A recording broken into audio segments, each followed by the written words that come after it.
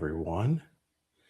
And thank you for joining us again for our bi-weekly guided meditation and Dharma talk.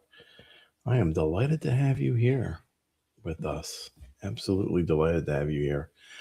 As some of you may be noticing, we're early today, right? Typically we broadcast live at 6 o'clock p.m. where I am, but in an effort to grow ourselves, right, to find more applicable ways to reach our audience in a live fashion, we've edited or changed our broadcasting schedule. So now we will be broadcasting still bi-weekly every other Monday, but we will be initiating our broadcast at 6:30 a.m. in the central time zone where I'm at. So thank you for coming out and sitting with us this morning as we begin. And as you see our lovely Dharma cat, Gus, he likes to come take a look at Buddha on our little plant over there. So he likes to have fun with him, and he sits with them. It's kind of funny. I'll try to get some pictures and maybe post those. So anyway, today is December 8th, and today is a very auspicious day. Right? It's a very auspicious day today. Today is Bodhi Day. Right? And that is absolutely what our Dharma talk is on this morning. But let's have a brief announcements.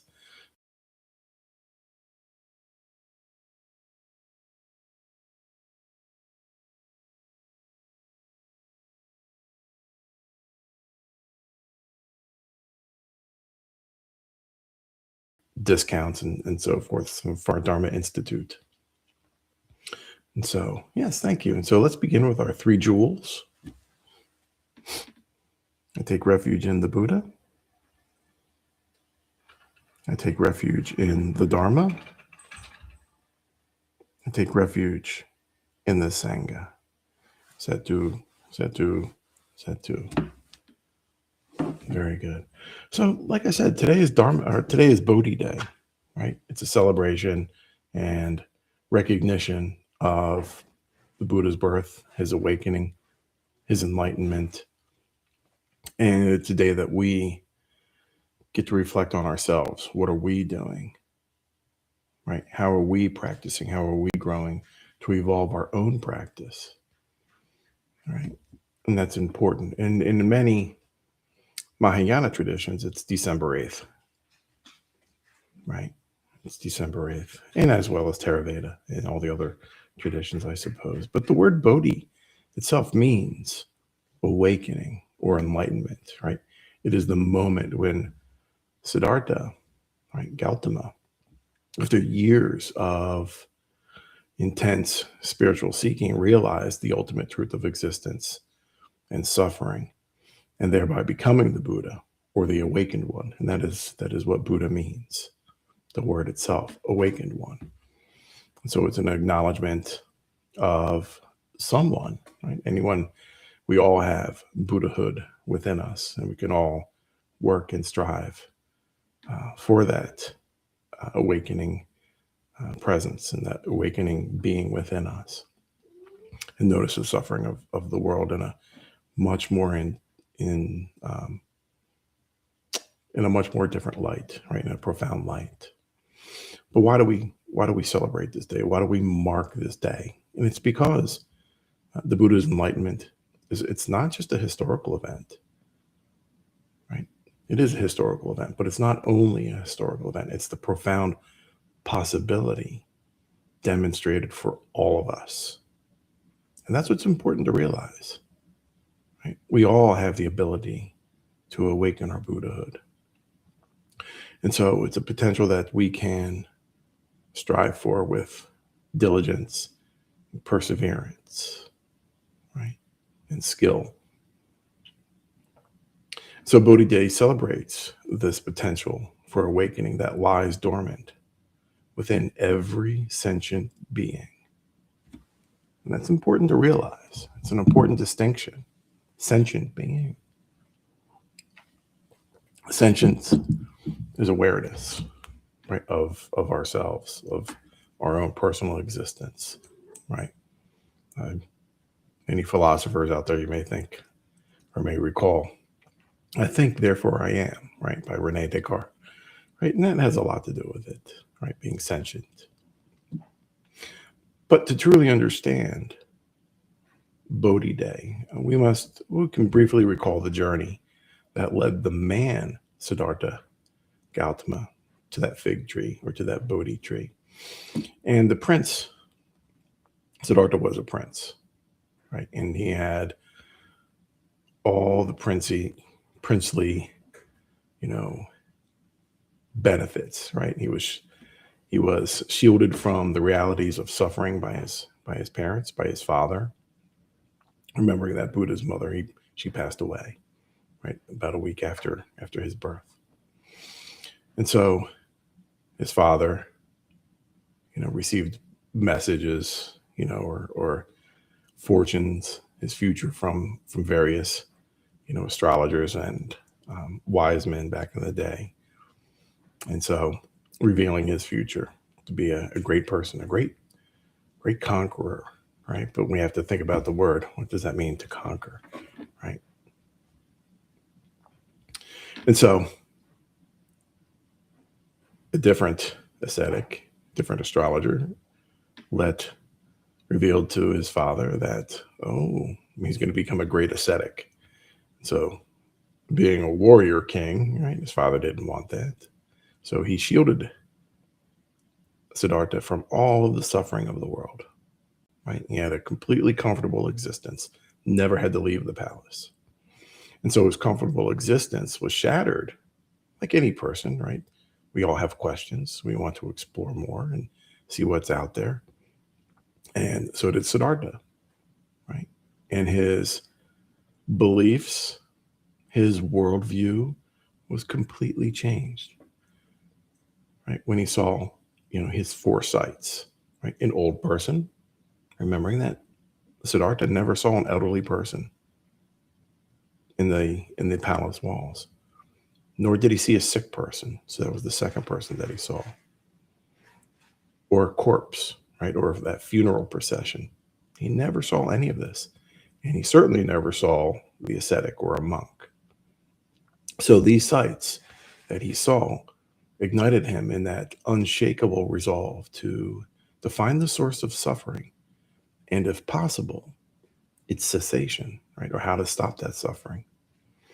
And so, as such, in reflecting upon those sights and where he wanted to go, and how he wanted to, help the world, right, find the source of suffering and end the suffering, he left. He renounced his palace life, right, the life of indulgence, or just having at least every need met. He was he didn't overly indulge, in his daily living. He still kept it pretty balanced, I suppose. But from that, he renouncing his palace life, right? He embarked on that path of extreme asceticism. And so this is an important understanding, that extreme asceticism, or that extreme life of self-denial in hardships, right? So that is in essence all of the good qualities of life, that he removed it. He got rid of it. So that's what makes it extreme. And so we'll get to the importance of that, right? And so he pushed his body to the brink, right? He pushed his body to the extreme edge of existence, right? Of life, of living, right? And sometimes, and not in a healthy way, right? Sometimes you see those statues of him very skeletal, very emaciated. So sometimes eating only a single grain of rice, right, or a seed, right, a day. Right? So imagine that, right? That's very extreme, right? That's an extreme existence, just eating, one single piece of rice a day. And he mastered the teachings of various gurus at the same time. And yet still, the answer of suffering, right, eluded him. It just didn't come. He wasn't able to find it.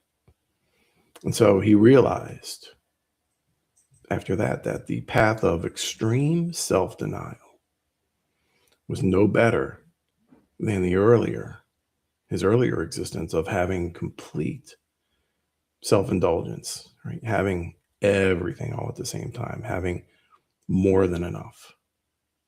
So he realized that both of those states of existence were not, going to bring about those answers that he was looking for. And so from there, he thought about the middle way, right? And that key insight came when he accepted a simple meal of rice and milk, realizing that the journey to profound wisdom required a body and a mind balanced in that middle way. So a path of neither extremes, which is important to consider, right? We have to be balanced in life. Think about a scale, right? If you have a scale, a weight, the old ones, right, that you think about, right? They balance back and forth.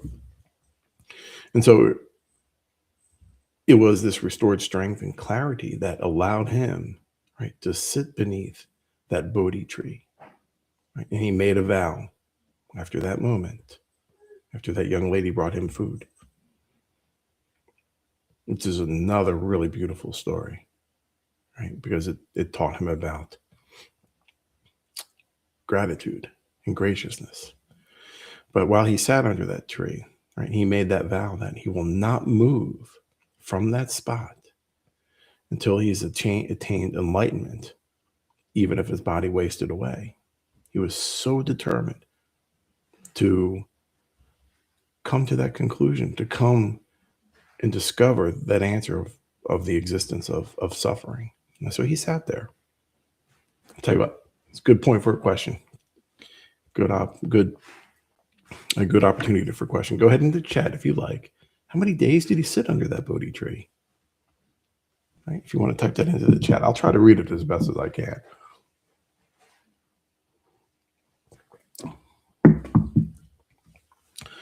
And so the night after those so many days, right? I'm going to hold on giving that answer just yet, but as of yet, I'll give you an opportunity to type that answer in if you like.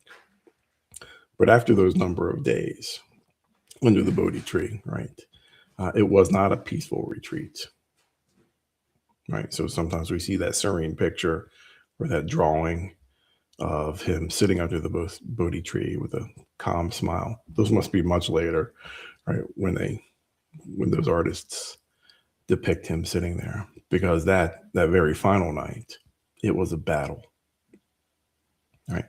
And that symbolized the deepest internal struggles on that path to truth.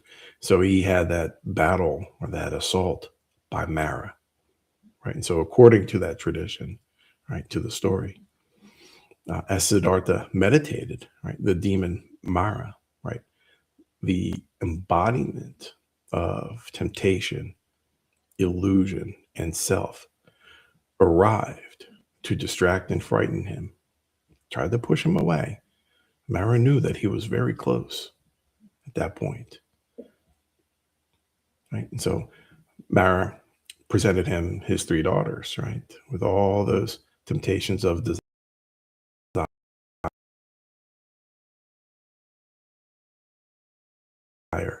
right, fear, right? Mara sent armies of demons to try to terrify him and push him away from that path that he was really on the cusp of at that point of trying of achievement. But then lastly, Mara questioned his right to be there, to seek awakening. So think about that. Questioning his right to be there. What right do you have to seek that awakening? That is a question that we can all identify with. Remember, sometimes we talk about imposter syndrome, right? Where we may feel that we are not worthy of pursuing something. And somebody may ask us, or we may even ask ourselves, what right do we have? But we have that right to seek that awakening or to exist. And so facing that ultimate challenge, Siddhartha simply reached down and touched the earth, calling upon the earth itself to witness the merits and efforts of his countless past lives dedicated to awakening. So remembering that Buddha himself had many hundreds of past lives. And so that sometimes you'll see statues of Buddha sitting down and he'll have his right hand touching the earth or touching the ground. And that's what that represents, those particular statues or drawings. And so that gesture is a powerful reminder that our spiritual realization is fundamentally grounded in reality and rooted in the selfless actions that we take in this world. So we are responsible for our own actions. It's important to realize that.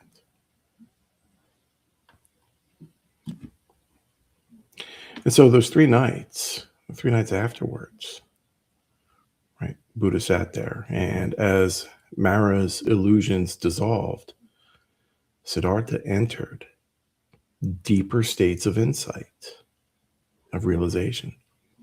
And on that very first night, that very first watch of his, Buddha gained the knowledge of all of his past lives. He was able to recall every single one of his past lives on that very first night. And then on the second night, or the second watch, that's when he realized the law of karma, cause and effect, and the cyclical nature of rebirth, right? Samsara. And then on that very third night, the third watch at dawn, as the morning star rose, he finally realized the 4 noble truths in the Eightfold Path, grasping the true nature of suffering, its causes, its cessations, and how to achieve that cessation, right? Nirvana. How do we achieve that? Excuse me. So that's what he realized during that first night, right? During those second watches, the first and second, the third watches. That's when all that knowledge was brought to him. So his heart, thus knowing and thus seeing, was released.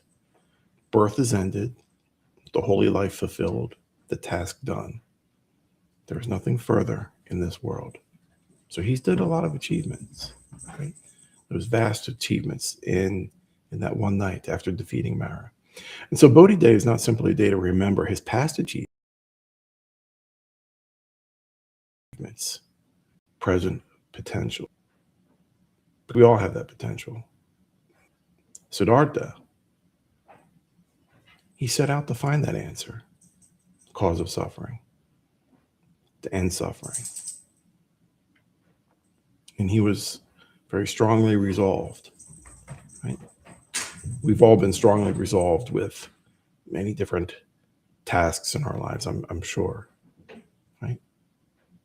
But this was Buddhist, that was his gift. And so the potential that we have is hope and universal potential, right? So remembering that the Buddha was not a god, he was a human being, just like you and I, right? But he perfected himself. His awakening demonstrated that Bodhi is not an exclusive gift. And that's important to realize.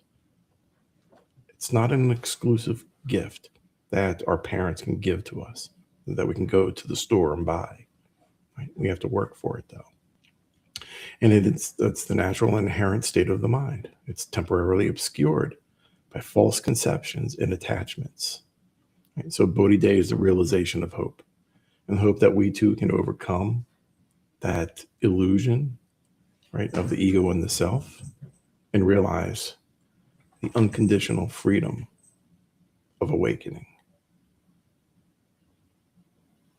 right? Those attachments hold us back from our own awakening. His other gift or the benefit was the commitment to practice, right? The tradition for sitting for a long time and those intensive meditation sessions around Bodhi Day reflects the Buddha's own unwavering resolve, that dedication. It reminds us that enlightenment is the fruit of diligent, focused practice. Right? Our practices are a vow that we are working very hard and diligently. And if we don't obtain enlightenment or awakening in this lifetime, we still gain valuable skills, kindness, generosity, empathy, compassion, right? At least recognizing that where that suffering is and that it exists and that there is a way. So we can at least work on that. So it does lighten the way, right? And so Bodhi Day observations oftentimes they involve lighting candles or stringing lights and so forth around a temple or a pagoda, perhaps even your home, right? Symbolizing the Buddha's insight, illuminating the darkness of ignorance. Our task on this day, which we can employ, is to light our own inner lamp and resolve to carry that light. That's important. Having our own Dharma heart. I call it a Dharma heart. And so our task, right, is to light our own inner lamp and carry that for others, right, into the world through compassion and ethical conduct. And we're called to embody the 5 precepts, right? Not to kill, not to steal, not to misuse sexuality or hurt others, right? Speaking falsely, right? It's important not to lie. And abstaining from the use of intoxicants, right? If you're all intoxicated, how can you make good decisions? It's important to realize or understand. You can't make good decisions when you're not in the right frame of mind. And so Bodhi Day is a time for perhaps quiet contemplation, right? We can certainly sit with others, but it's important to reflect upon our potential, how we nurture it, how we develop it. And how do we do that? We study the Dharma, right? Sit there and you can reread the Dhammapada. You can listen to sutras. You can write or write your own objectives, right? This is how I want to demonstrate an act of kindness, or even simply reflecting on maybe somebody was kind to you, right? And recognizing that kindness. But it's nice to go out there and perform acts of kindness to those in need. And who are those in need? Everyone. Everyone is in need. Right? And so it's an opportunity to renew our own commitment to that middle way, to turn away from those extremes of indulgence and self-hatred.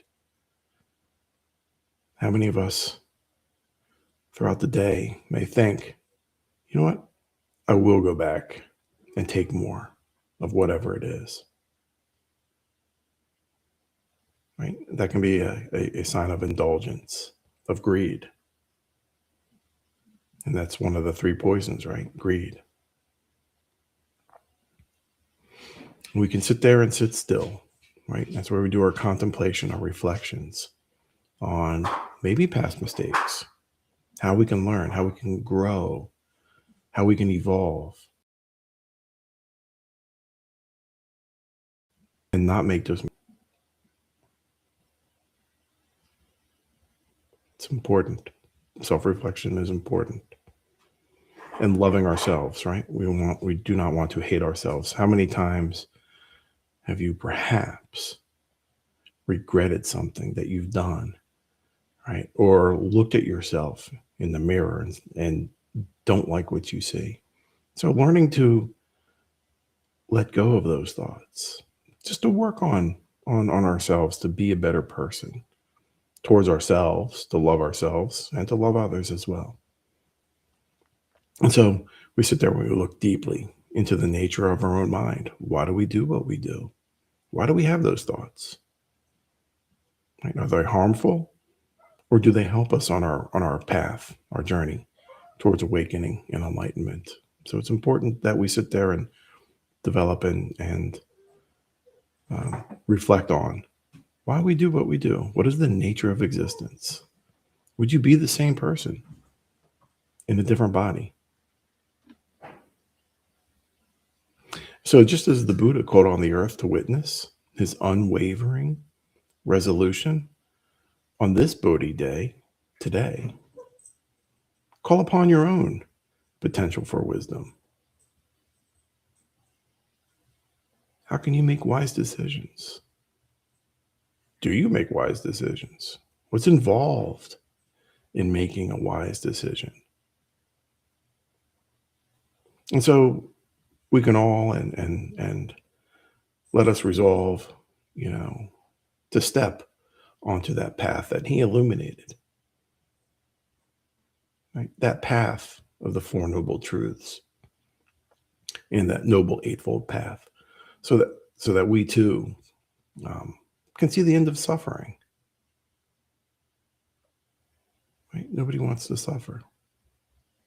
And so maybe we take refuge in the Buddha, the Dharma, and the Sangha.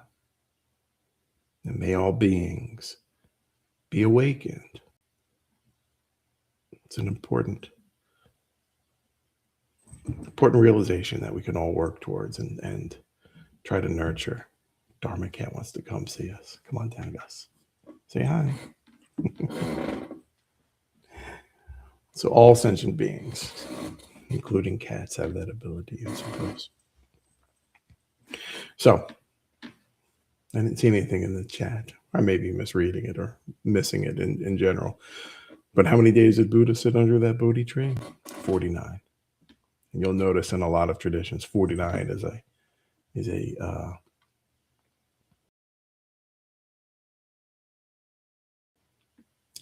sat under there for 49 days for his awakenment. So I want to thank you, dear community, for spending some time with us this morning. I suppose if you're in a different time zone, it may not even be morning, it may be evening. And so I greatly appreciate you spending some of your time with us, especially this very auspicious day for Bodhi Day. It's an important day in our world. So our next talk will be on December 22nd, again at 6:30 a.m., and it will be titled "Centering Yourself in a Divided World." If we notice, there's a lot of division going on in the world, not just our communities. Maybe we do live in a nice idyllic community, but there's a lot of division in the world. And sometimes that affects how we feel about ourselves, how we think about ourselves, judging others, judging ourselves for those types of views. And that can take us off center, which is what we talked about today, right? That balance, that middle way. And so this is recentering ourselves in a divided world for our December 22nd live Dharma talk. And so with that, my friends, our fellow practitioners, I do want to wish you all a very happy Bodhi Day and many blessings to you and your families, and keep working on that path, right? Have that resilience. Dedicate yourselves to helping yourselves and others as well. Till next 2 weeks, till the 22nd. Many blessings to you all. Thank you.